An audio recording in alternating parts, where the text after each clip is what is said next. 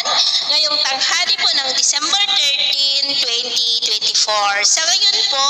ay patuloy pa rin ang pag-iral ng amihan dito sa Northern Luzon at mayroon pong intertropical convergence zone sa silangan ng Mindanao,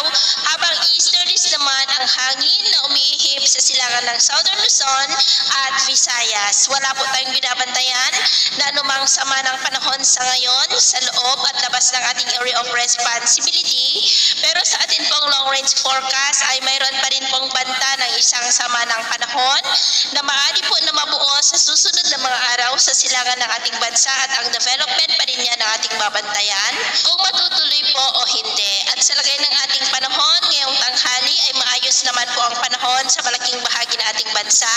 pero may tsansa pa rin ng cloudy skies with isolated rains dito po sa ilang bahagi ng Cagayan Valley, Cordillera, Quezon, Batangas, Catanduanes,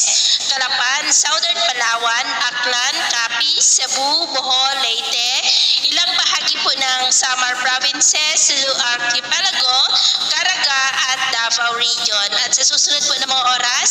ay mas maraming lugar ulit ang makakaranas ng cloudy skies with isolated light to moderate rain sa may Mindanao, Aklan, Negros, Cebu, Bohol, Leyte, Eastern Samar, Southern Palawan, Calapan, Bicol Region, ilang bahagi ng Calabarzon at Northern Luzon. Kaya mag-ingat pa rin tayo sa mga banta pa rin po ng mga pagbaha at pagguho ng lupa. At sa atin naman pong mga baybayin, iwasan na muna natin ang papalaot, lalo na po ang ating mga kababayan na mangingisda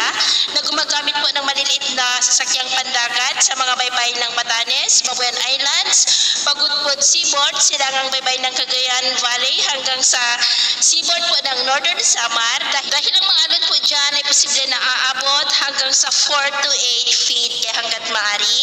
ay iwasan na po muna natin ang papalaot dyan sa mga may kulay pula para mas makaiwas sa mga sakunang